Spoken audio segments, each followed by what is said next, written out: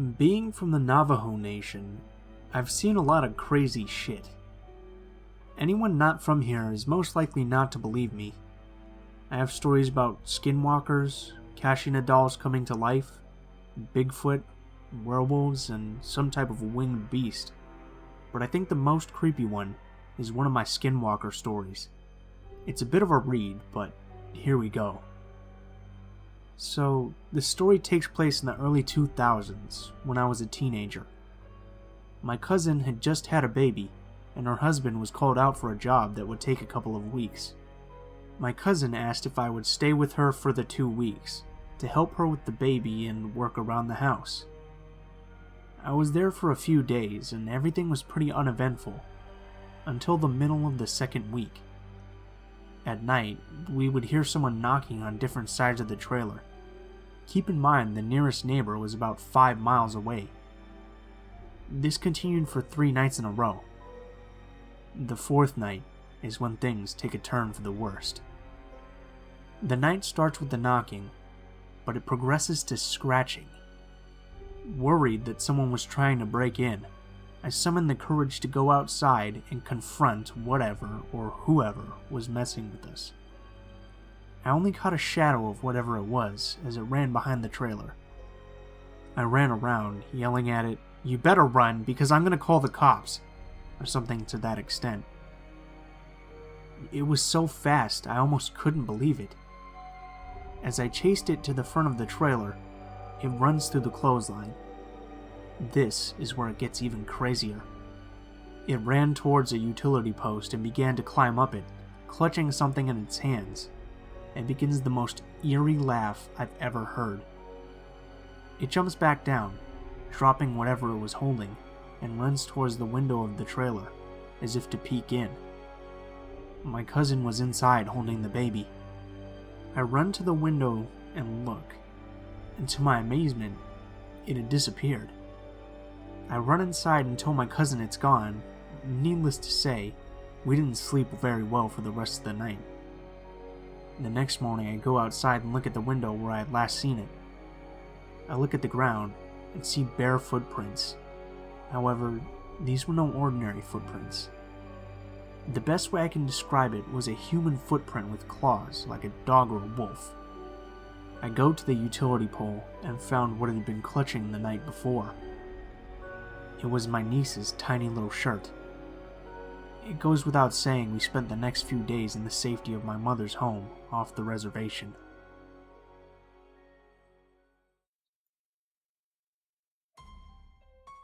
Now let me start by saying that having spent my entire life living in New Mexico, a lot of people I know have claimed to have seen a skinwalker. But ask a Navajo about them and they will completely ignore the question. Regardless, I do have a story about them. My father owns a small delivery service that operates out of New Mexico. We mostly deliver small packages out to the middle of nowhere that are too much of a hassle for the larger delivery companies to bother with. My dad is the only employee, and we have a few pickup trucks and a trailer. One day, we got a delivery out to Arizona, on the Navajo reservation, about 2 hours from where we were. My dad got the call for the job when he was chilling with his Navajo friend Travis and his girlfriend. Travis mentioned how he had family in that area that he hadn't seen for ages, and asked if he could come along. I was about 6 or 7 at the time, and it was summer, so Dad decided we'd go together. He could do his delivery really quick, while Travis would be able to see his family. We had to convoy in separate trucks, since my dad's was loaded down with freight. We decided to bring along some walkie-talkies so we could communicate with one another. So we got down there, and everything was reasonably uneventful. We started heading home along the old highway, with my dad and I in front and Travis and his girlfriend in their truck behind us.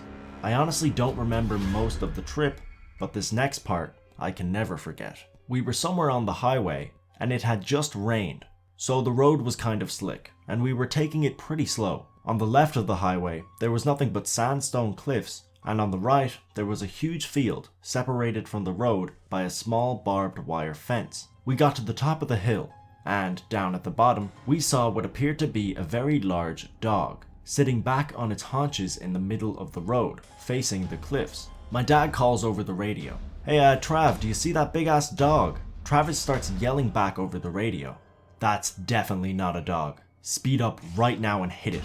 He sounded almost hysterical. He just kept screaming, "Hit it! Hit it! JJ, you have to hit it! Please, please hit that fucking thing right now!" So, my dad started to speed up, and as we got closer, I could see it a little bit more clearly. It was covered in its brown, wiry, matted hair that appeared to have dried blood all over it. It was still facing the cliffs, but the moment our headlights hit it, it turned over and looked at us, and it had a face. I don't know how else to describe it other than a mix between a bear's and a human's face. It looked twisted and distorted and almost in pain. As we got closer to the thing, we started to realize that it's actually fucking huge. Though it was still sitting on its haunches, it was about shoulder height. We were literally inches from hitting it when it lets out this scream that sounds like someone screaming as their lungs were filling with water, and it leaped backwards towards the field, landing just on our side of the barbed wire fence. Then, with another leap, it was gone from sight. Travis comes in over the radio again. "Holy shit, keep driving. We have to get out of here. We have to go faster." He kept repeating that last part. We had to get out of here, and we had to go faster. Pretty soon, we were speeding like crazy, and just as we were hitting the outskirts of home, we got pulled over. Travis pulled his truck over with us.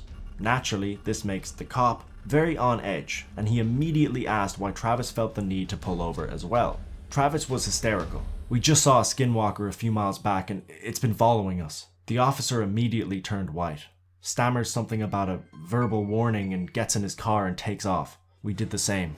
We didn't see anything else that night, but when we got home, Travis refused to let us leave without taking some kind of Nahavo totem with us. It was supposed to be able to keep the thing away, and I hope it does.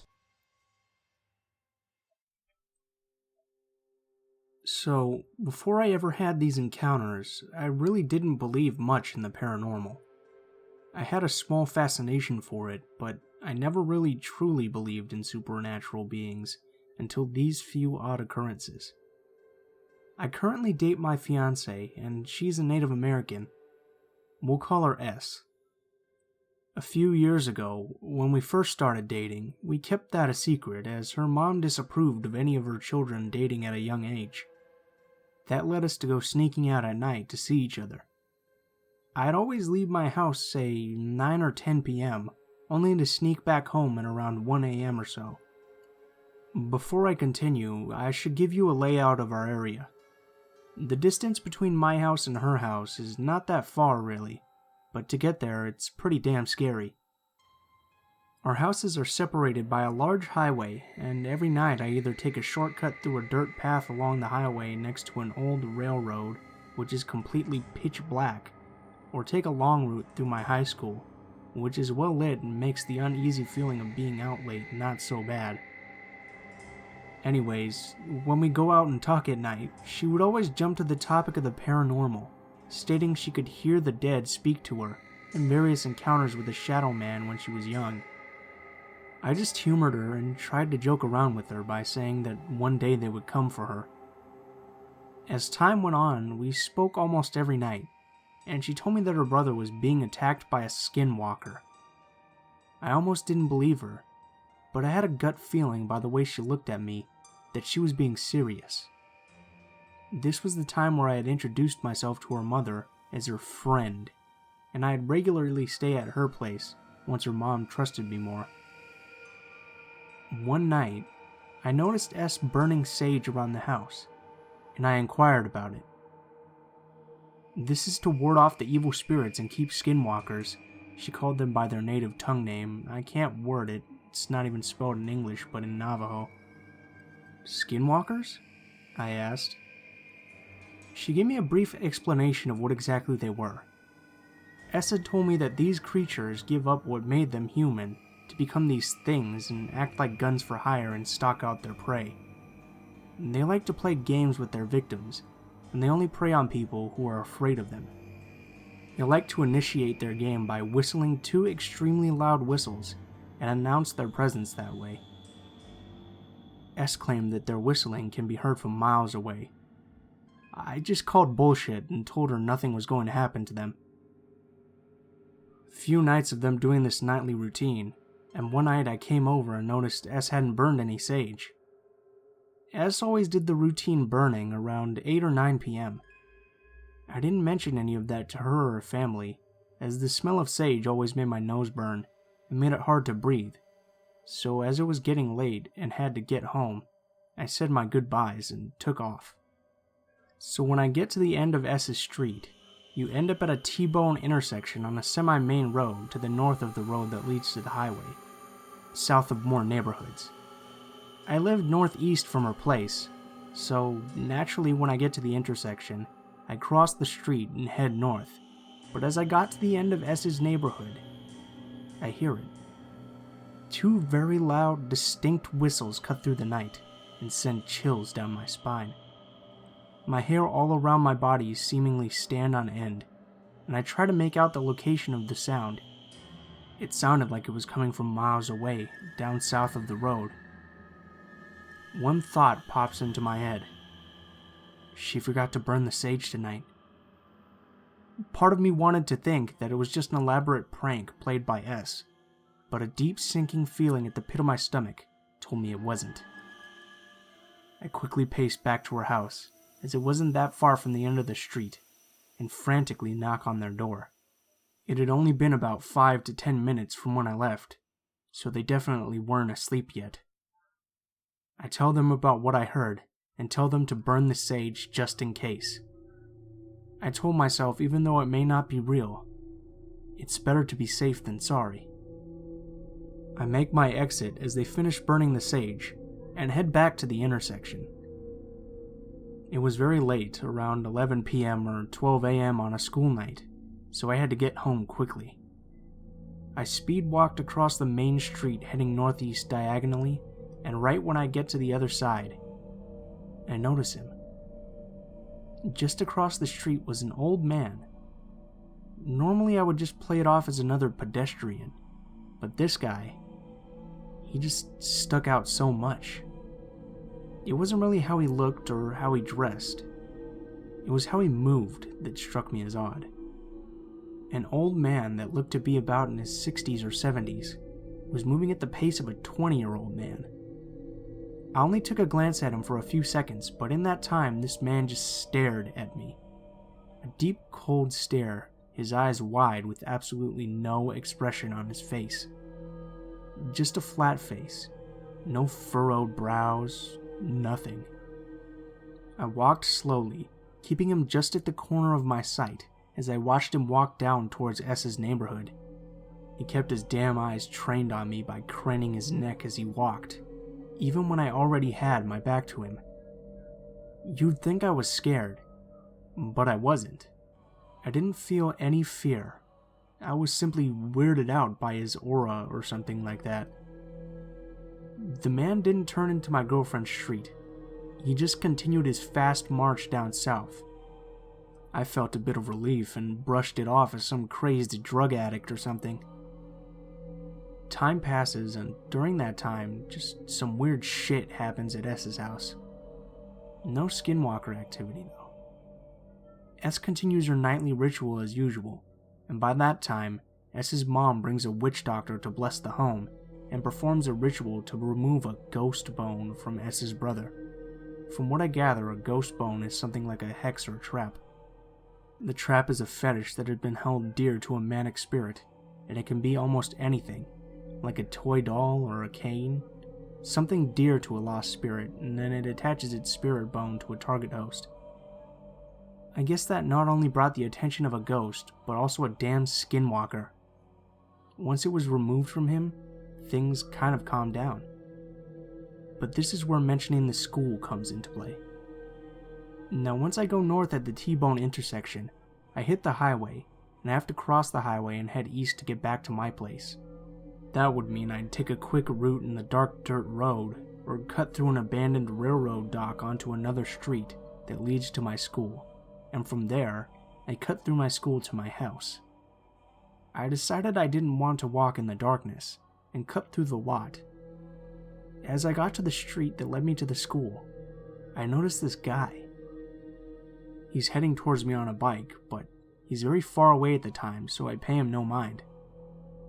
As I get closer to him, I get further away from the only street light on the street. Keep in mind that the railroad dock is next to the school, so I have to walk some distance to get to the school. I notice a sense of eeriness about him. He gave me a similar feeling to how the old man just weirded me out, and I caught him staring at me. Same wide-eyed look and blank face as the old man. Also, the way he was pedaling was so unnatural. He was moving at incredible speeds. It almost seemed like he was moving at 20 miles per hour. He covered the distance alarmingly fast and passed by me. And then does the same damn thing as the old man, literally craning his head to keep staring at me, and managed to move his bike along the curve of the road in a perfect manner, like it was almost natural to him.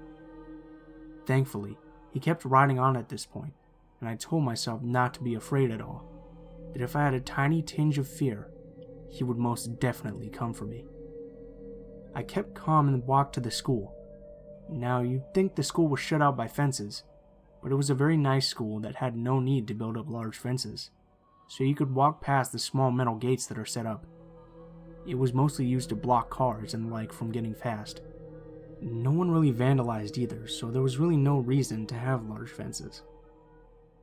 Once I get halfway through the school, I hear what sounds like a bike and cackling behind me. A feeling of dread sinks in. Oh shit, I whisper under my breath, and glance back to see nothing. I hurried my pace, as all I had to go past was one large building, and then a clear field, and jumped the only large chain-link fence on the property. Just to give you a better perspective, the entrance I went through is a parking lot, and the path I took is somewhat of a path to allow small vehicles and maintenance trucks to drive through. My trip usually meant I walked between large buildings, and I'd see the field and from there, my home neighborhood. I calmed down as I was nearing the end of the road, and got between the two buildings.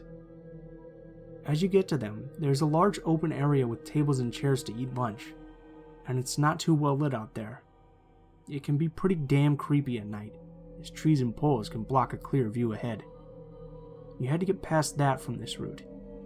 Regret soon followed as I continued ahead. Should have just stayed the night at S's, I huffed out, my breath rasping as I very nervously walked through the eating area.